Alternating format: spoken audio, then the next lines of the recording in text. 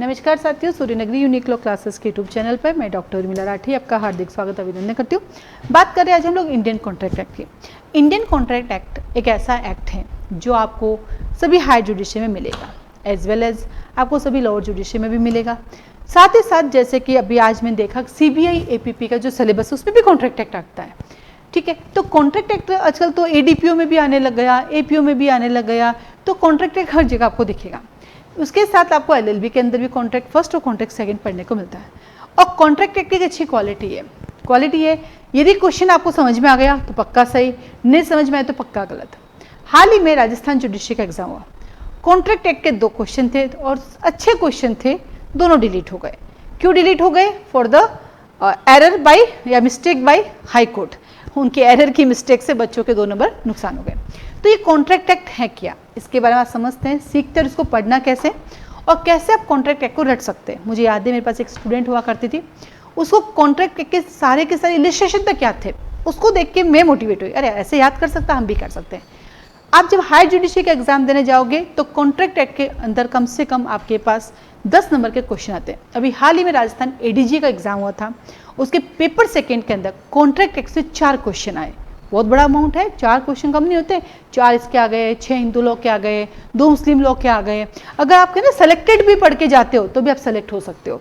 पूरा कोर्स मत पढ़ो, लेकिन जो पढ़ा वो 100% पढ़ के जाओ, आपका सिलेक्शन हो जाएगा। देखिए, आपको ज्ञाता नहीं बनता है, आपको तो जज बनना है, वो आप बन जाओ, बस इतना रखो। तो आपको अपनी पढ़ाई उतनी ही करनी है जिससे आप जज बन सकते हैं। ज्ञाता बन के क्या करोगे? कोचिंग खोलना है तरह, तो फिर ज्ञाता बनो।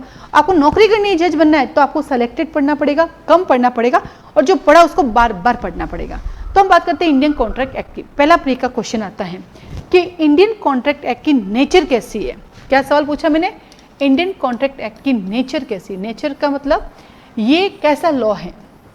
नंबर 1, ये प्रोसीजर लॉ है। नंबर 2, ये सब्सटेंटिव लॉ है। नंबर 3, ये एडजेक्टिव लॉ है। और number 4, all of the above है। हिंदी वाले, ये प्रक्रियात्मक विधि है, ये सारवान विधि है, ये विशेष्य विधि है, और या फिर उपरोक्त सभी हैं। ये आपको नॉलेज के लिए काम आती है, प्री के एग्जाम के लिए काम आती है। और जब कभी हाई जुडिशरी में आपका कॉन्ट्रैक्ट का जनरल क्वेश्चन आता है तो वहां से आप स्टार्टिंग इससे करते हो, this this this this this, ठीक है। यस, वैसा ली कॉन्ट्रैक्ट एक्ट कैसा लॉ है, ABCD। वैशाली आपको बोलना है कैसा है, ABCD। यस, ये सब्सटेंटिव लॉ है, तो लिखिए कॉन्ट्रैक्ट एक्ट एक सब्सटेंटिव लॉ है। तो आप कहेंगे मैडम ये सब्सटेंटिव क्या होता है, या मैडम ये प्रोसीजर क्या होते हैं। तो आइए आगे बढ़ते हैं। टाइप ऑफ लॉ, क्या बोला? Type of law.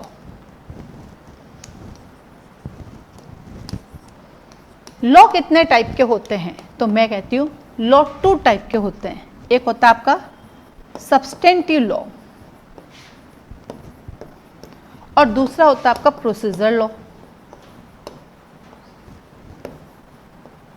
अब आप कहेंगे मैम ये सब्सटेंटिव लॉ क्या होता है? सब्सटेंटिव लॉ वो लॉ होता है जो, लिखो, सब्सटेंटिव लॉ वो लॉ होता है जो rights, liability, duty and punishment को डिफाइन करता है। सब्सटेंटिव लॉ वो लॉ होता है जो rights, liability, duty and punishment को डिफाइन करता है। पनिशमेंट को डिफाइन करता है। हिंदी मीडियम वाले, प्रक्रियात्मक विधि वह विधि होती है, नहीं, सारवान विधि। सारवान विधि वह विधि होती है जो अधिकार, दायित्व, अधिकार, दायित्व, कर्तव्य और दंडों को परिभाषित करती है। अधिकार, दायित्व, कर्तव्य और दंडों को परिभाषित, यानी जो डिफाइन करने का काम करता है। सिंपल भाषा में जो डिफाइन करने का काम करता है उसे बोलते हैं सब्सटेंटिव लॉ। जैसे एग्जांपल के लिए कॉन्ट्रैक्ट एक्ट में मैंने आपके साथ कॉन्ट्रैक्ट किया, आपने मेरे कॉन्ट्रैक्ट को कंडीशन के अकॉर्डिंग उसको फॉलो नहीं किया, आपके मेरे बीच कॉन्ट्रैक्ट ब्रीच हो गया। अब आप मैं कहूँगी कंपनसेशन दो, तो आप कैसे दोगे मुझे कंपनसेशन? यहाँ तो सिर्फ कहता है कि ब्रीच हुआ, कंपनसेशन देना होगा, पर कंपनसेशन देना कैसे पड़ेगा वो कौन बताएगा?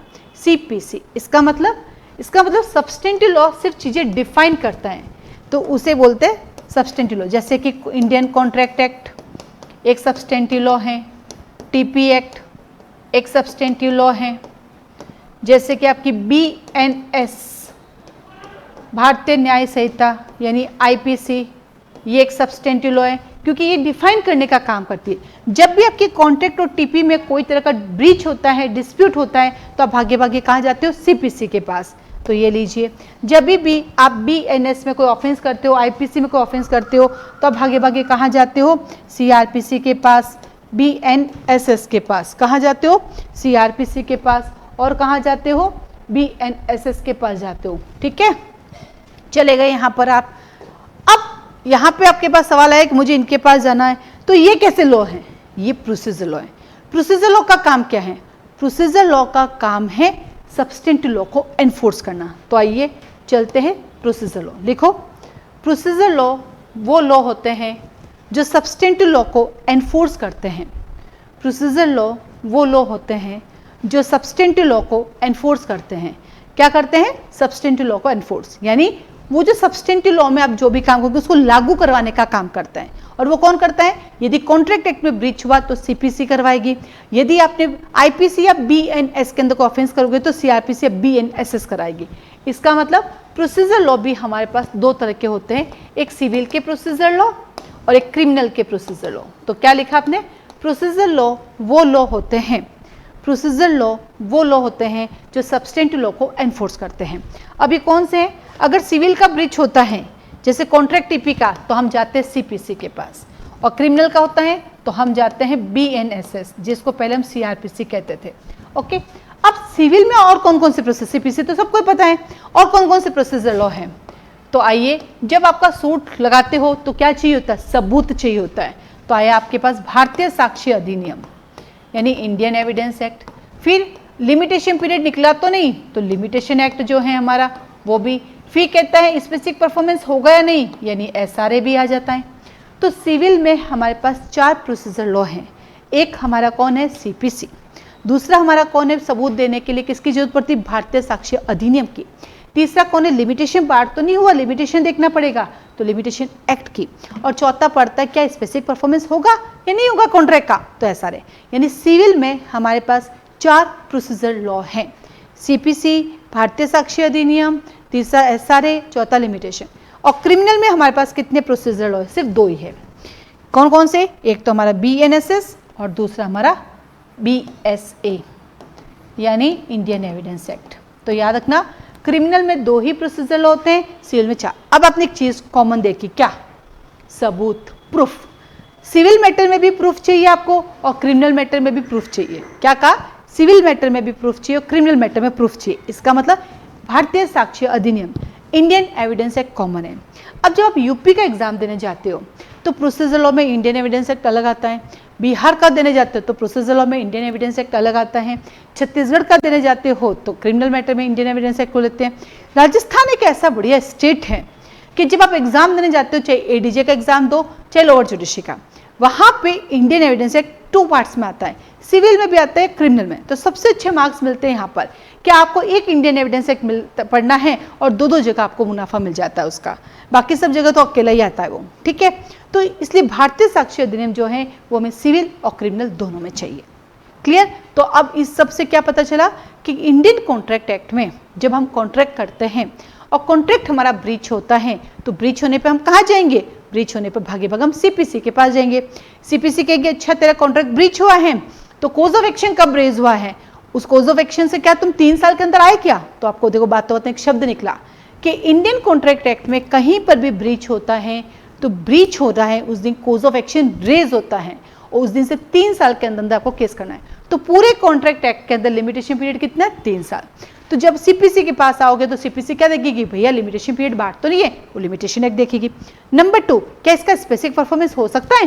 क्या इस कॉन्ट्रैक्ट का परफॉर्मेंस कराया जा सकता है? तो SRA देखेगी और फिर प्रूफ मंगाएगी तो भारतीय साक्ष्य अधिनियम देखेगी। तो इस तरह से प्रैक्टिकली जब आप वकालत करते हो तब के काम आता है। चलिए वापस चलते हैं हम। तो कॉन्ट्रैक्ट एक्ट पढ़ने से पहले आपको क्या क्या पता होना चाहिए?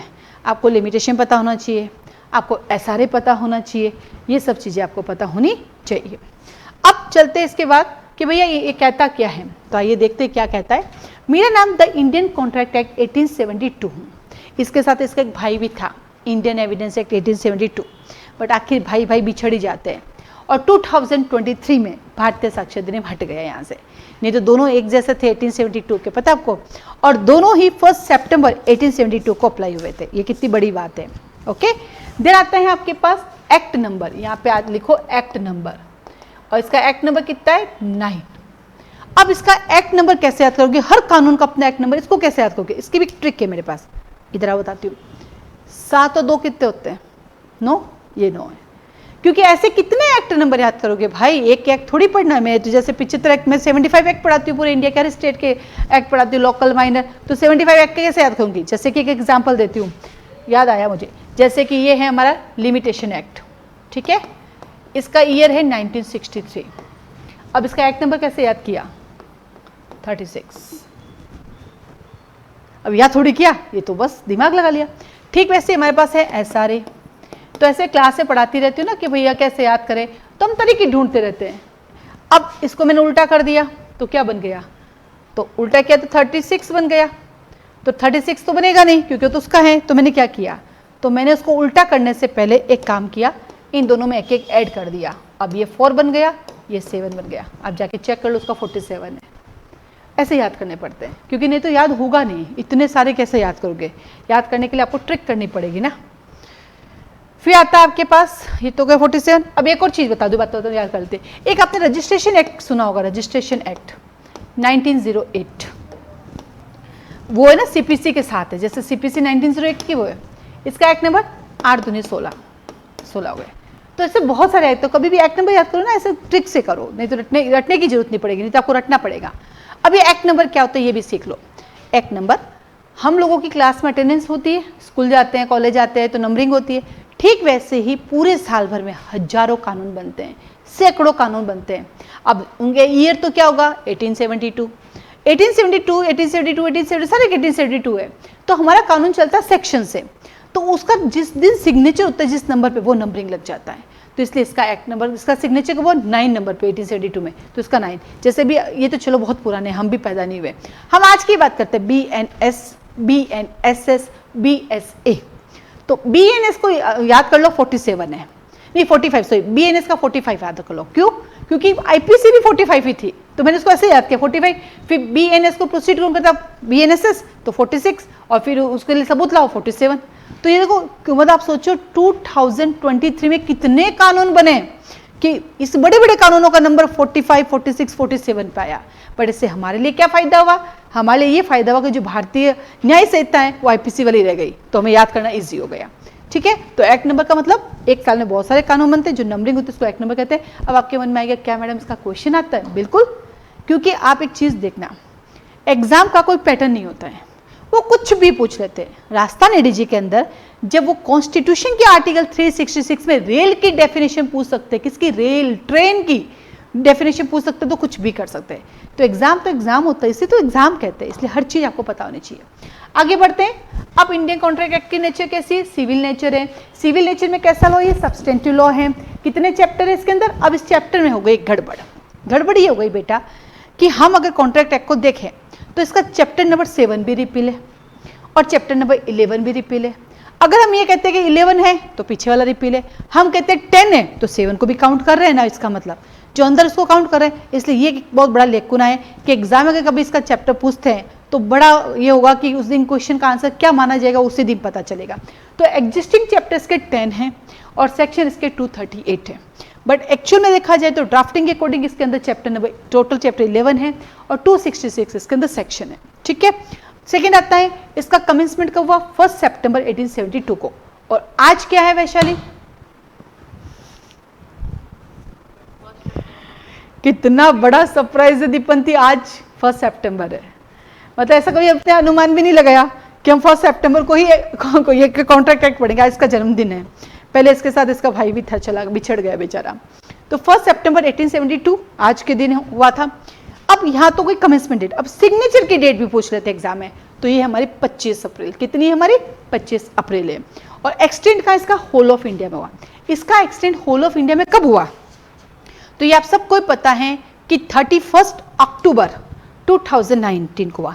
ये डेट इतनी अच्छी क्यों है, सुनिए 31 अक्टूबर 2019 को क्यों हुआ, क्योंकि कॉन्स्टिट्यूशन का आर्टिकल 370 जो कि हमें हमारे जम्मू कश्मीर से अलग बनाती थी, अब JNK को अब जो है इंडिया में इंक्लूड कर दिया। जैसे JNK को इंडिया में इंक्लूड किया तो सारे के सारे कानून ऑटोमेटिकली JNK पे अप्लाई हो गए। इससे पहले आप जब भी कानून पढ़ोगे पूरा ने डायरेक्ट देख ना लिखा होगा जम्मू कश्मीर राज्य को छोड़ के पूरे इंडिया में, जम्मू कश्मीर राज्य को छोड़ के पूरे इंडिया में, तो वो यहाँ पे क्लियर हो गया अब जम्मू कश्मीर के साथ अब हमारा हो गया, इसलिए वहाँ पर भी हमारे सारे कानून अप्लाई होंगे। अब आता है चैप्टर 1। हम जब भी कोई कानून पढ़ते हैं चैप्टर 1 पढ़ते हैं, और चैप्टर 1 क्या कहता है, मैं हूँ प्रीलिमिनरी। लेकिन अब देखना ये कानून हुआ कॉन्ट्रैक्ट एक्ट, CPC देखना, इनका प्रीलिमिनरी के अंदर कोई चैप्टर नहीं है, वो अपने आप में ना इंडिविजुअल है। तो हम उसको याद करने के लिए एक वर्ड यूज करते हैं स्टार्टिंग। जैसे हम आपको रिपीट करेंगे क्लास में कि बोलो स्टार्टिंग, तो आप बोलोगे प्रीलिमिनरी, फिर बोलोगे चैप्टर 1 तो आप बोलोगे फिर चैप्टर 2, तो इसका टाइटल लगा दीजिए स्टार्टिंग। तो स्टार्टिंग क्या है, प्रारंभिक, प्रीलिमिनरी 1 to 2। अब जब भी आप कोई भी जुडिशरी की प्रिपरेशन करते हैं किसी भी कानून की, जैसे मैं बात करूँ CBI की 19 सब्जेक्ट है, सबसे पहले आपका एक काम होना चाहिए, सब्जेक्ट खरीदो। हमारे वैशाली जैसे बच्चे क्लास में ADJ का बैच ज्वाइन कर रखा है, और थोड़े दिन पहले इसको पता चला कि इसके पास 23 एक्ट है ही नहीं। सही पकड़ा वैशाली मैंने? अब तो ये देख के मुझे ये भी याद है तूने नंबरिंग कितना बताया था, 23 बताया था ना, है ना? तो मतलब बंदी के पास 23 एक्ट ही नहीं है, लेकिन प्रिपरेशन किसकी कर रही है, ADJ की। ये होना चाहिए कॉन्फिडेंट। तो सबसे पहले आप जो भी कानून की तैयारी करो, जो भी एग्जाम की, पहले बैरेक खरीद के लेकर आओ मार्केट से। बैरेक कौन सी कंपनी की, जो अच्छा लगे वो ले आओ, ठीक है। उसके बाद उन सबको अपने है ना पूरे टेबल पे जमा दो, फिर सबका चैप्टराइजेशन लिखो, बहुत ईजी आप लिख सकते हो। उन चैप्टराइजेशन को याद कर लो, आपका आधा बर्डन तो वैसे खत्म हो जाएगा, छोटा सा कानून है मैं कर लूंगी। तो पहला आता है स्टार्टिंग प्रीलिमिनरी 1 to 2। अब यहाँ चैप्टर 1 पे चलते हैं, हम किसकी बात करें, कॉन्ट्रैक्ट की। मुझे आपसे गाड़ी खरीदनी है, तो मुझे आपको पहले कहना पड़ेगा कि मुझे आपकी गाड़ी खरीदनी है, तो मुझे देना पड़ेगा प्रपोजल। तो प्रपोजल दिया तो आप उसको क्या करोगे, एडमिट करोगे। एडमिशन कैसे करोगे, कम्युनिकेट करने करके करोगे। और नहीं देना है तो क्या करोगे, रिवोकेशन करोगे। तो 3 चीजें आती हैं, of the communication, acceptance and revocation of the proposal. तो मैंने वैशाली को प्रपोजल दिया कि वैशाली क्या आप मुझे आपकी गाड़ी बेच रहे हो, तो पहले मैंने उसको कम्युनिकेट किया। वैशाली ने कहा यस मैडम मैं बेच रही हूँ, तो उसने एडमिट किया। उसने कहा सॉरी मैडम मुझे आपको मेरी गाड़ी नहीं बेचनी है, मैं अपना कॉन्ट्रैक्ट कैंसिल करती हूँ, तो रिवोकेशन। तो क्या कहते हैं हिंदी वाले, पहले संसूचना करो, फिर स्वीकार करो, फिर उसको इनकार करो। इनकार को बोलते हैं प्रतिशरण करो। कहां से कहां तक, 3 to 9 याद हो जाएगा, 3 3 9 याद हो गया। तो स्टार्टिंग आती प्रीलिमिनरी 1 to 2, चैप्टर 1 आता है आपका communication, acceptance and revocation of proposal 3 to 9, 3 3 9 याद कर लोगे। फिर चलते चैप्टर नंबर 2। चैप्टर नंबर 2 पढ़ते ना अपन, तो क्या आता है, कॉन्ट्रैक्ट। यदि आपने कहा यस मैडम मैं आपको बेचूं, बदले में इतने पैसे लूंगी, मैंने कहा ठीक है मैं तैयार हूं। जैसे ही हम अपना कंसिडरेशन फिक्स कर लेते हैं, हमारे बीच एग्रीमेंट बन जाता है, और एग्रीमेंट जो लॉ के द्वारा एनफोर्सेबल होता है वो कॉन्ट्रैक्ट बन जाता है। तो चैप्टर 2 कहता है मैं हूं कॉन्ट्रैक्ट्स। अब कॉन्ट्रैक्ट जो कि लॉ के अकॉर्डिंग, अभी मैं बोला लॉ के द्वारा एनफोर्सेबल है, यदि लॉ के द्वारा एनफोर्सेबल नहीं होता तो वॉइड हो जाता है। और अगर एक पार्टी का ऑप्शन पे होता तो वॉइडेबल, तो इसको ऐसे याद करते हैं कॉन्ट्रैक्ट हुआ। एक पार्टी का ऑप्शन है तो वॉइडेबल हुआ, और दोनों पार्टी कैंसिल करती है तो वॉइड हुआ। तो क्या याद रखोगे, contracts, voidable contracts and void contract, ठीक है। एंड एग्रीमेंट भी आएगा। तो याद रखना यहाँ पे एक टर्म यूज की गई है वॉइडेबल। तो पूरे कॉन्ट्रैक्ट एक्ट की एक खासियत है, यहाँ पर वॉइडेबल सिर्फ कॉन्ट्रैक्ट होगा, और वॉइड आपका कॉन्ट्रैक्ट भी होगा और अग्रीमेंट भी होगा। अब आपका अगला सवाल आएगा कि मैडम ये कॉन्ट्रैक्ट भी है और ये अग्रीमेंट भी है, ये क्या होता है, इन दोनों में क्या अंतर है, ये कॉन्ट्रैक्ट और अग्रीमेंट इन दोनों में अंतर क्या है।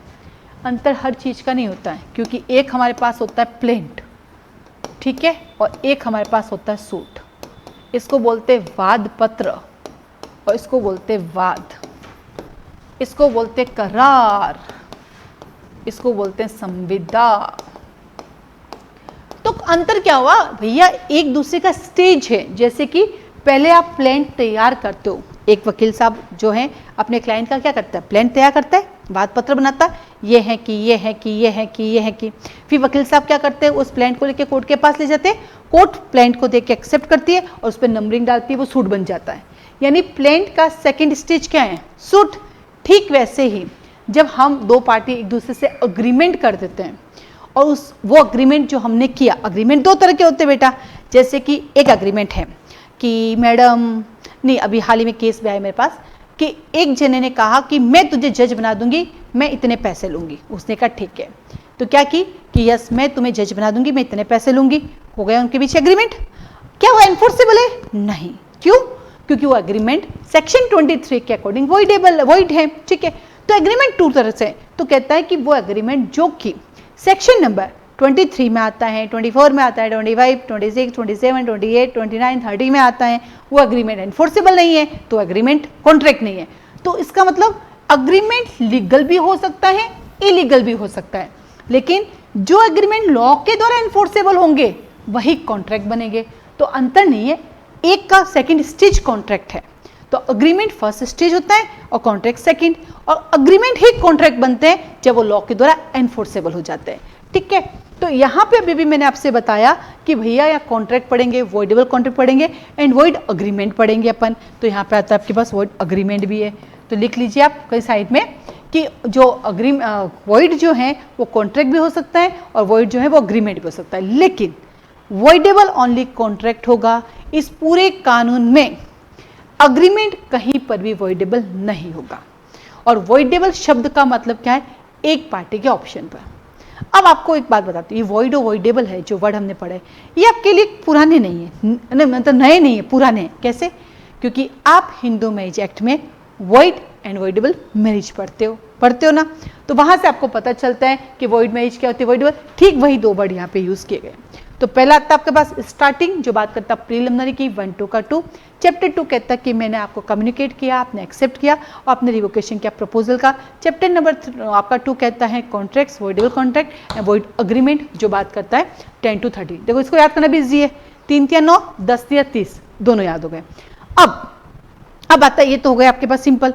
अब मैं कहती हूँ कि आज बारिश हुई तो मैं तुम्हें 10 रुपये दूंगी, आज बारिश नहीं हुई तो मैं तुम्हें 10 रुपये दूंगी। तो आज बारिश हो रही है, पूरे राजस्थान में बारिश हो रही है और शानदार बारिश हो रही है। तो किसी इवेंट की बात करते हैं, तो जब हमारा कॉन्ट्रैक्ट किसी इवेंट पर हैपन होता है, जब हमारा कॉन्ट्रैक्ट किसी घटना पर घटित होता है, तो जब भी इवेंट हैपन होने पर या इवेंट हैपन न होने पर ऐसा वर्ड कहीं भी दिख जाए तो उसको बोलते हैं कंटीजेंट। उस टर्म को क्या बोलते हैं? कंटीजेंट। और जब कॉन्ट्रैक्ट एक्ट में पढ़ते हैं तो वो होता है कंटीजेंट कॉन्ट्रैक्ट। क्या कहा मैंने? जब कॉन्ट्रैक्ट एक्ट में पढ़ते हैं तो वो होता है कंटीजेंट कॉन्ट्रैक्ट। ऐसा वर्ड क्यों बोला मैंने? क्योंकि ये जो कंटीजेंट वर्ड है ये आपको यहाँ पर भी मिलेगा, ये आपको टीपी एक्ट के सेक्शन नंबर 21 में भी मिलेगा, ये आपको CPC order number 46 rule number 2 में भी मिलेगा। क्योंकि कंटीजेंट का मतलब होता है किसी इवेंट पर हैपन होना। यदि वो यहाँ आता है कि हमारा कॉन्ट्रैक्ट किसी इवेंट पे हैपन है तो कंटीजेंट कॉन्ट्रैक्ट, आपका इंटरेस्ट किसी इवेंट पे हैपन है तो कंटीजेंट इंटरेस्ट, और आपकी डिक्री किसी शर्त पर एनफोर्सबल है तो कंटीजेंट डिक्री। तो जहां कंडीशन इवेंट वर्ड आ जाता है वो वर्ड कंटीजेंट बन जाता है, आगे का अकॉर्डिंग टू लॉ लग जाता है। तो यहाँ पे हम पढ़ते हैं कंटीजेंट कॉन्ट्रैक्ट। हिंदी में क्या बोलते हैं? समाश्रित संविदा, जो किसी घटना पर निर्भर होती है। कहाँ से कहाँ तक? सेक्शन 31 से 36।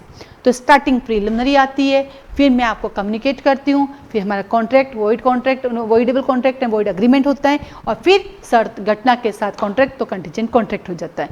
कहाँ से कहाँ तक? 31 से 36। इसको याद करना पड़ेगा, इसकी कोई ट्रिक नहीं।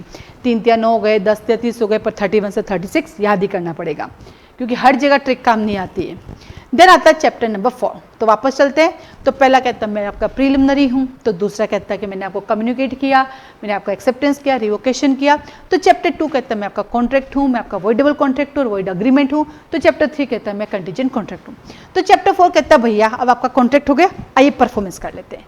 क्या करेंगे? परफॉर्मेंस। तो अगला कहता है परफॉर्मेंस ऑफ कॉन्ट्रैक्ट, यानी जो हमने संविदा की उसका पालन करा लेते हैं। तो परफॉर्मेंस का मतलब क्या? पालन कराते हैं। अब इसको याद करने का भी ट्रिक है। कैसे? 3-7 कैसे याद करेंगे? 3-7, 3 का डबल कितना होता है? 6, 6-7। तो ये लीजिए याद हो गया, 36 7 से 67, 3 का डबल 6, 3-7 6-7। तो इसको बोलते हैं परफॉर्मेंस ऑफ कॉन्ट्रैक्ट। अब परफॉर्मेंस ऑफ कॉन्ट्रैक्ट वर्ड जो है, ये जो चैप्टर है, ये आपको और कहाँ मिलेगा? ये आपको सेल ऑफ गुड्स एक्ट में भी मिलेगा, परफॉर्मेंस ऑफ कॉन्ट्रैक्ट, और वहाँ से भी क्वेश्चन भी आया था आरजीएस प्री में। और परफॉर्मेंस ऑफ कॉन्ट्रैक्ट कहाँ मिलेगा, ये आपको एसआरए में भी मिलेगा, परफॉर्मेंस ऑफ कॉन्ट्रैक्ट वहाँ भी चैप्टर नंबर 2 है। तो परफॉर्मेंस ऑफ कॉन्ट्रैक्ट आपको 3 जगह मिलता है, ऑब्लिक करके लिखिए एसआरए और ऑब्लिक करके लिखिए सेल ऑफ गुड्स एक्ट। तो आपको जब भी टाइम मिले दोनों लिख लेना, क्योंकि जनरली एडीजे के एग्जाम में ये दोनों ही सब्जेक्ट होते हैं।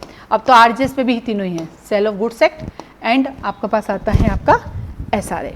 और वैसे मैं आपको बता दूं, आप जब एलएलबी करते हो ना, तो एलएलबी के अंदर कॉन्ट्रैक्ट फर्स्ट और कॉन्ट्रैक्ट सेकंड मिला करके ये सारे एक्ट पढ़ते हो। कॉन्ट्रैक्ट फर्स्ट पढ़ते हो, कॉन्ट्रैक्ट सेकंड, इन्हीं के अंदर आपका एसआरए भी आता है, इसमें आपका सेल ऑफ गुड्स एक्ट भी आता है, इसमें आपका पार्टनरशिप एक्ट आता है। टोटल मिलाकर 5 एक्ट पढ़ते हो, ठीक है। तो परफॉर्मेंस ऑफ कॉन्ट्रैक्ट, तो पहला कहता है मैं प्रीलिमिनरी हूँ, दूसरा कहता है कम्युनिकेशन, रिवोकेशन, एक्सेप्टेंस, रिवोकेशन, तीसरा आता है आपके पास contract, voidable contract, void agreement, तीसरा चैप्टर आता है आपके पास कंटीजेंट कॉन्ट्रैक्ट, चौथा आता है परफॉर्मेंस ऑफ कॉन्ट्रैक्ट, ठीक है।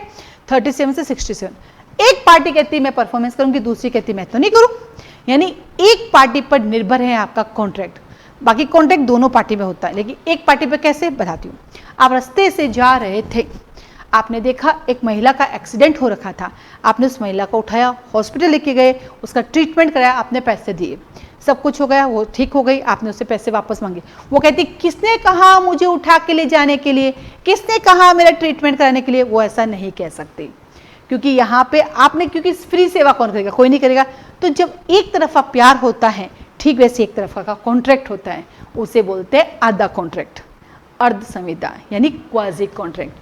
तो ये कहता है quasi contract of certain resembling those created by contract 68 से 72।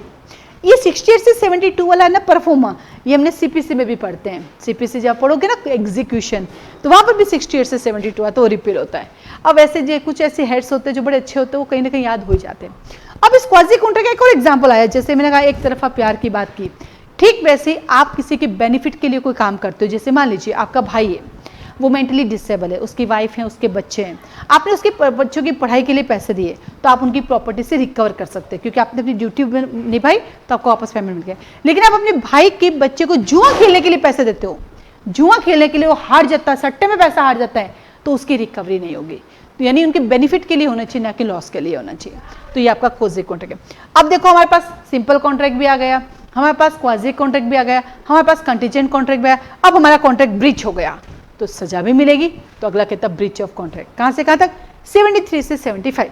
अब यहाँ पे एक और सरप्राइज है, जब मैं बात करती हूँ यहाँ पे क्वाजी ब्रीच ऑफ कॉन्ट्रैक्ट की, मेरे मुंह से एक शब्द निकला, सजा भी मिलेगी। तो यहाँ जेल भी होती है क्या, अरे जेल वेल नहीं होती। तो सजा का क्या मतलब है, तो यहाँ पे जो सजा का मतलब है वो होता है आपका कंपनसेशन, डैमेजेस। क्या कहा मैंने, यहाँ पे जो सजा का मतलब होता है वो होता है कंपनसेशन और डैमेजेस। अब सुनिए मेरी बात, आपके कोर्स में ना टॉट भी है, मतलब बहुत सारे स्टेट के अंदर टॉट भी आता है, आप कृत्य विधि, एक आता कॉन्ट्रैक्ट लॉ। यहाँ पे कंपनसेशन एंड डैमेजेस, क्या वर्ड यूज करते हैं, डैमेजेस, क्षतिपूर्ति, प्रतिकर, कंपनसेशन मिलेगा। वो डैमेजेस कैसा होता है, तो हमारे कॉन्ट्रैक्ट एक्ट में वो लिक्विडेटेड होता है, यानी डिसाइडेड होता है, पार्टी डिसाइड कर सकती है। लेकिन हम जब टॉर्ट पढ़ते हैं तो उसमें क्या पढ़ते हैं, वो अनलिक्विडेटेड होता है, वो कोर्ट पे डिपेंड होता है कि जो भी आपके साथ लॉस हुआ उसका कितना हर्जाना मिलेगा।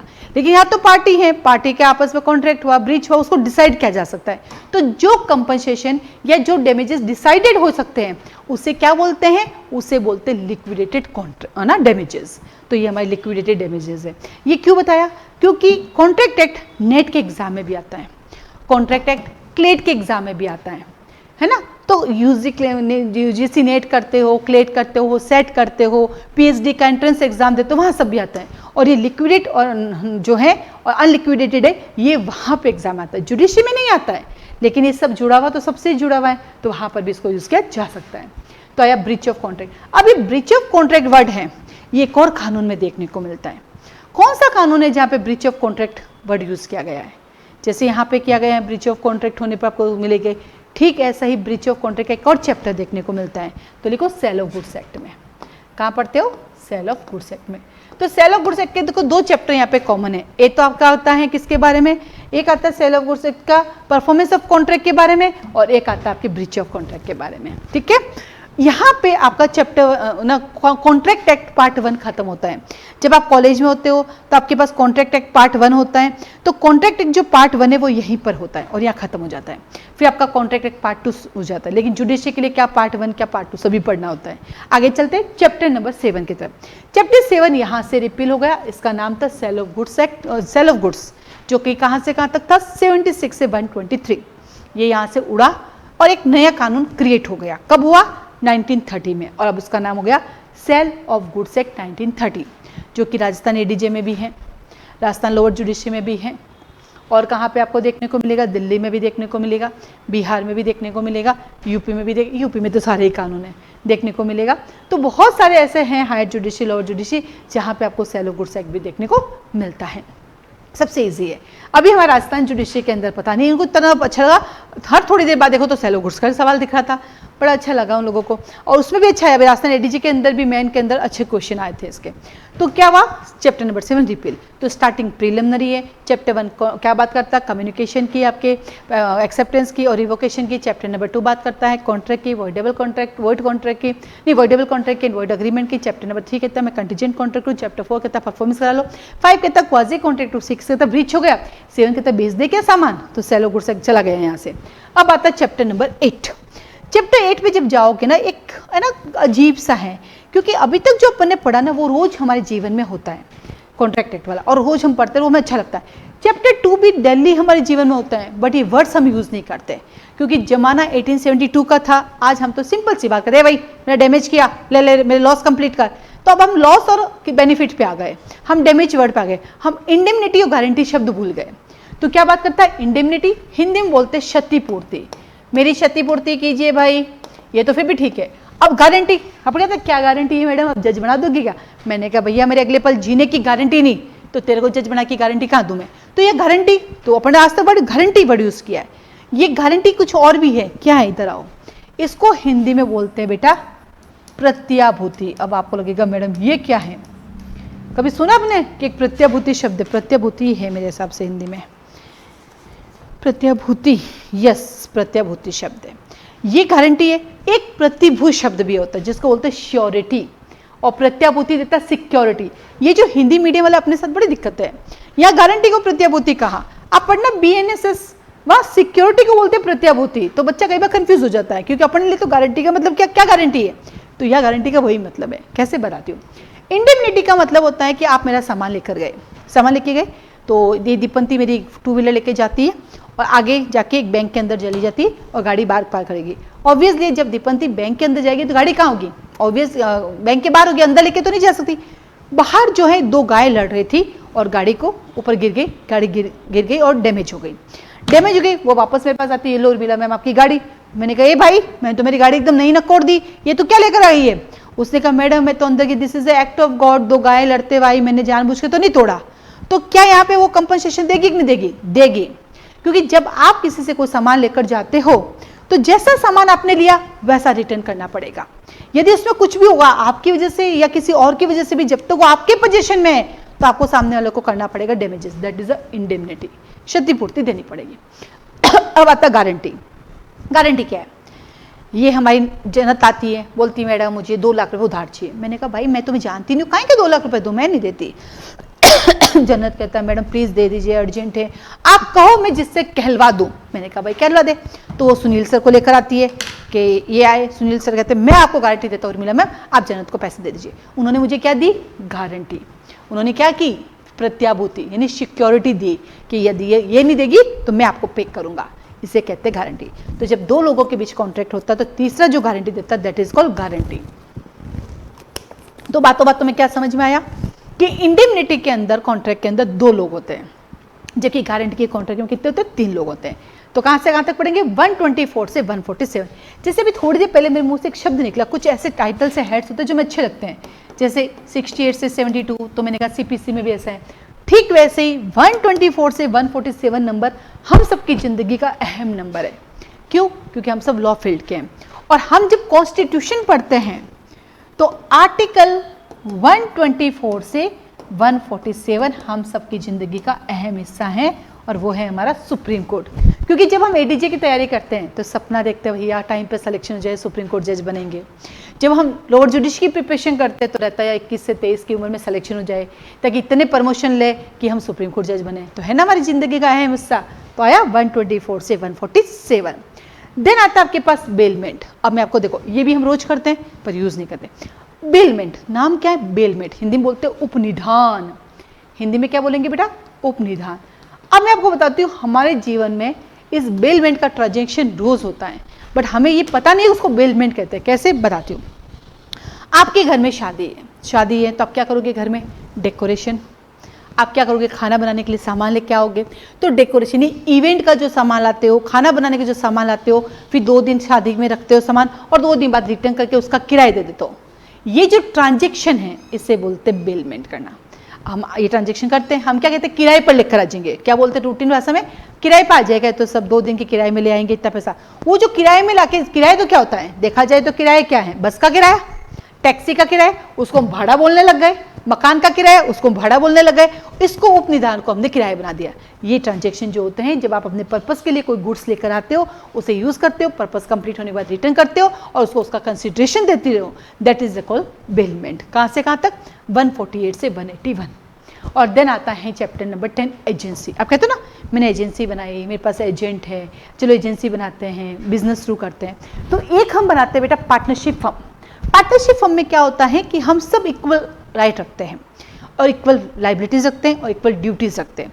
एक होता है एजेंसी। मैंने एक एजेंसी बनाई, मैं मालिक बन गई और मैंने अपने अंडर में एक एजेंट रख लिया। फिर एजेंट के अंदर बहुत सारे क्या रख लिए? सब एजेंट रख लिए। जैसे अंबानी जी की बात करते हैं, टाटा की बात करते हैं, खुद जा जाके सब जगह काम थोड़ी करते हैं, वो अपनी एजेंसीज बनाते हैं, फिर अपने अंडर के अंदर एजेंट रखते हैं, फिर एजेंट सब एजेंट रखते हैं और ऐसे करके पूरे इंडिया में उनका बिजनेस फैला हुआ है। तो उन्होंने क्या बनाई? एजेंसी। कहाँ से कहाँ तक? 182 से 238। तो 2 वर्ड यूज किए। एक किया मैंने पार्टनरशिप। जो पार्टनरशिप बनाते हो चैप्टर 11 के अंदर और एजेंसी बनाते हैं चैप्टर 10 में। एजेंसी कहाँ से निकल के? टॉट से। क्यों? टॉट के अंदर आपने पढ़ा होता वाइकेरियस लाइबिलिटी। कैसी liability? Vicarious liability. Partnership firm में वाइकेरियस लाइबिलिटी नहीं होती। कैसी लाइबिलिटी होती है? इक्वल लाइबिलिटी होती है, सेवरल या इक्वल लाइबिलिटी होती है। यहाँ ये होता है कि एजेंट कुछ काम करेगा तो कौन लाइबल होगा? मालिक लाइबल होगा। तो ये एजेंसी आती है 182 से 238। और देन आता है आपके पास पार्टनरशिप। वो यहाँ से रिपील हो गया। क्या कहा? चैप्टर नंबर 11 यहाँ से रिपील हो गया और उसका अपना खुद का एक कानून बन गया। ये हो गया आपका रिपील। और इसका कानून कब बना? 1932 में। यानी 1932 से पार्टनरशिप यहाँ से हट गया, अब एक पार्टनरशिप एक्ट बन गया। वो भी आप लोगों के कोर्स में होता है। वो भी प्री का क्वेश्चन देते हैं, मेन का क्वेश्चन देते हैं। जब प्री में है वह प्री का क्वेश्चन आता है, जब प्री में नहीं वह मेन में क्वेश्चन आता है। तो देखा जाए तो कॉन्ट्रैक्ट फर्स्ट भी आपके कोर्स में होता है, सेकंड भी होता है, सेल ऑफ गुड्स एक्ट भी होता है, पार्टनरशिप एक्ट भी होता है। तो सबसे पहले आपका क्या है कि इसका चैप्टराइजेशन करो और रोज सुबह उठ को उसको याद करो। जैसे मान लीजिए आप कोई भी एग्जाम की प्रिपरेशन करते हैं तो सबसे पहला काम ही अपना ये करें कि सारे एक्ट के चैप्टरेशन कर दो और अच्छे मॉर्निंग वॉक करते करते अपने छत पे घूमते घूमते सबको याद कर लो। जब ये पहला राउंड याद हो जाएगा तो सेकंड राउंड फिर आप सेक्शंस, चैप्टर के साथ सेक्शंस याद करो, फिर चैप्टर के साथ सेक्शंस याद होने शुरू हो जाएंगे। फिर तीसरे राउंड में सबसेक्शंस याद करो। जब सबसेक्शन याद हो जाएंगे तो चौथे राउंड के अंदर उसके एक्स्ट्रा मटेरियल, कोई डायरेक्ट के साथ अगर कोई कमेंट्रीज आती हैं, कोई पास बुक्स आती है तो वो ऐड करना शुरू करो। जब वो ऐड हो जाए फिर उसके क्वेश्चन आंसर सॉल्व करना शुरू करो, प्री के भी और मेन के भी। फिर जितनी भी नई चीज़ें मिले वो सब अपने बैरेट में निचोड़ के ले लो। ये होता है एक पढ़ने का तरीका जो आप सबको पता है, मुझे भी पता है। लेकिन इन सब में गड़बड़ क्या है? हम सब में कंटिन्यूटी नहीं होती है। हम एक दिन तो पढ़ लेंगे ये सब जो आज मैंने बताया, आज ना क्लास के वीडियो से मोटिवेट होकर पढ़ लोगे, 2 दिन पढ़ लोगे, चौथे दिन गायब हो जाओगे। तो उस चौथे दिन को 1 साल तक कंटिन्यू रखने के लिए सूर्य नगरी यूनिक लॉ क्लासेस में आप ज्वाइन कर सकते हैं। आप सिंगल सब्जेक्ट भी ले सकते हैं, आप फाउंडेशन बैच भी ज्वाइन कर सकते हैं, हमारा प्री ओरिएंटेड क्लासेस भी चलती वो ले सकते हैं, lower judiciary, higher judiciary, India की किसी भी जुडिशरी के लिए आ सकते हैं हमारे यहाँ पे। इवन APP के लिए आ सकते हैं, APO के लिए आ सकते हैं, JLO के लिए। लेकिन हाँ, मेरे यहाँ कोई भी कोचिंग के लिए आप आओगे, मैं सिर्फ लॉ पढ़ाती हूँ और साथ ही साथ राजस्थान में हिंदी और इंग्लिश ग्रामर पढ़ाती हूँ। मैं GK GS नहीं पढ़ाती क्योंकि मैं फैकल्टीज़ नहीं रखती, मैं खुद से पढ़ाती हूँ, सारे लॉज पढ़ाती हूँ। मैंने अभी आपसे कहा था 75 लॉ पढ़ाती हूँ, पूरे इंडिया के लोकल एक्ट, माइनर एक्ट, जो जिस स्टेट में आता है वो सारा पढ़ाती हूँ। तो मैं यहाँ GK GS नहीं पढ़ाती हूँ। तो मेरी क्लासेस की जानकारी के लिए, क्लासेस का टाइमिंग के लिए और फीस स्ट्रक्चर के लिए आप मुझे कॉल मैसेज कर सकते हैं। आज के लिए धन्यवाद।